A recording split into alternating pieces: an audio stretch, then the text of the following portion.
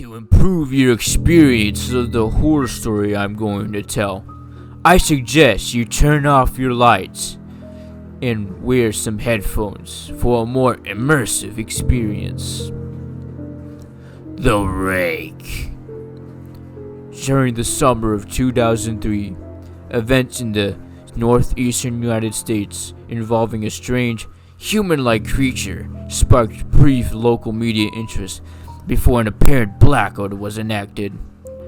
Little to no information was left intact, as most online and written records of the creature were mysteriously destroyed.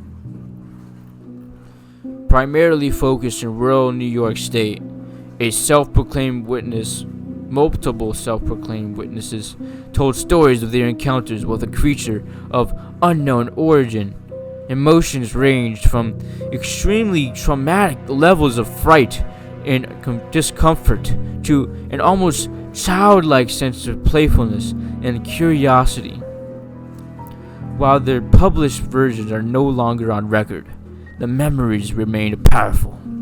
Several of the involved parties began looking for answers that year. In early 2006, the collaboration had accumulated nearly 24 documents dating between the 12th century and present day, spanning 4 continents. In almost all cases, the stories were identical. I've been in contact with a member of this group and was able to get some excerpts from their upcoming book. A suicide from 1964 was left. It says, As I prepare to take my life, I feel it is necessary to assuage any guilt or pain I have introduced through this act. It is not the fault of anyone other than him, for once I awoke and felt his presence, and once I awoke and saw his form. Once I awoke and heard his voice and looked into his eyes. I cannot sleep without fear of what I might next awake to experience.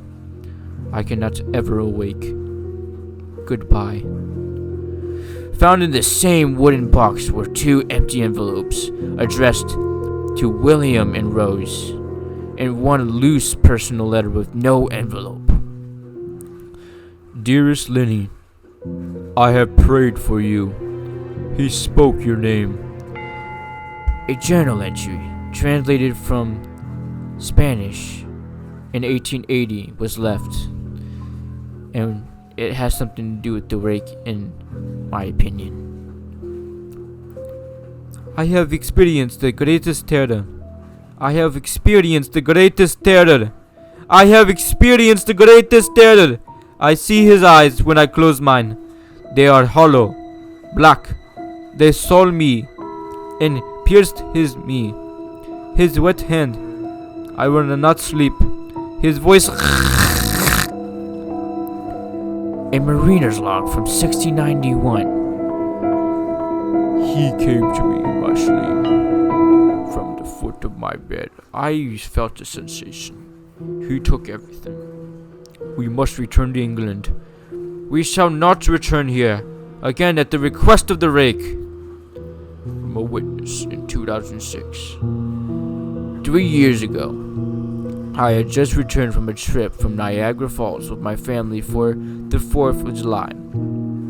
We were all exhausted after a long day of driving, so my husband and I put the kids right to sleep and called it a night.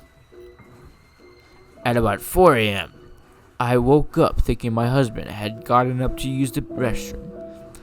I used the moment to steal back the sheets, only to wake him in the process. I apologized and told him I thought he got out of bed. When he turned to face me, he gasped and pulled his feet up from the end of the bed. Quickly, his knee almost knocked me out of the bed. He then grabbed me and said nothing. After adjusting to the dark for half a second, I was able to see what caused the strange reaction. At the foot of the bed, sitting facing away from us, There was what appeared to be a naked man or a large hairless dog of some sort. Its body position was disturbing and unnatural, as if it had been hit by a car or something. For some reason, I was not instantly frightened by it. In fact, I was more concerned as to what was happening to this creature. At this point, I was somewhat under the assumption that we were supposed to help him. My husband was peering over his arm and knee, tucked into a fetal position, occasionally glancing at me before returning to the creature. In a flurry of motion, the creature scrambled around the side of the bed and then crawled quickly in a flailing sort of motion right along the bed until it was less than a foot from my husband's face. The creature was completely silent for about 30 seconds, or probably closer to 5. It just seemed like a while. Just looking at my husband. The creature then placed his hand on his knee and ran into the hallway, leading to the kids' rooms. I screamed, "Ah!" and ran for the light switch, planning to stop him before he could hurt my children. When I got to the hallway, the light from the bedroom was enough to see it crouching and hunched over about 20 feet away. He turned around and looked directly at me, covered in blood. I flipped the switch on the wall and saw my daughter Clara. The creature ran down the stairs while my husband was rushing to help our daughter. She was very badly injured and spoke only once in her short life. She said, "He is the Rake." My husband drove his car into a lake that night while rushing to rescue our daughter to the hospital. He did not survive. Being a small town, news got around pretty quickly. The police were helpful at first, and the local newspaper interest as well. However, the story was never published, and the local television news never followed up either. For several months, my son Justin and I stayed in a hotel near my parents' house. After we decided to return home, I began looking for answers myself. I eventually located a man in the next town over who had a similar story. We got into contact and began talking about our experiences. He knew of 2 other people in New York who had seen the creature we now referred to as the Rake. It took 4 of us about 2 solid years of hunting on the internet and writing letters to come up with a small collection of what could be the accounts of the Rake. None of them gave any details, history, or follow-up. One journal had an entry involving the creature in its first 3 pages and never mentioned it again. A ship's log explained nothing of the encounter, saying that they only were told to leave by the Rake. That was the last entry in the log. There were, however, many instances where the creature's visit was one of a series of visits with the same person. Multiple people also mentioned being spoken to, my daughter included. This led us to wonder if the Rake had ever visited any of us before our last encounter. I set up a digital recorder near my bed and left it running all night, every night, for 2 weeks. I would tediously scan through the sounds of me rolling around the bed each day when I woke up.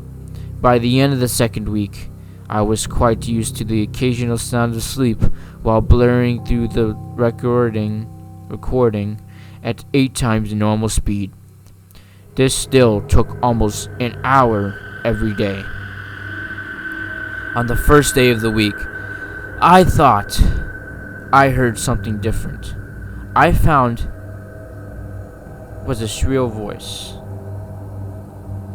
It was the Rake. I can't listen to it long enough to even explain, to transcribe it.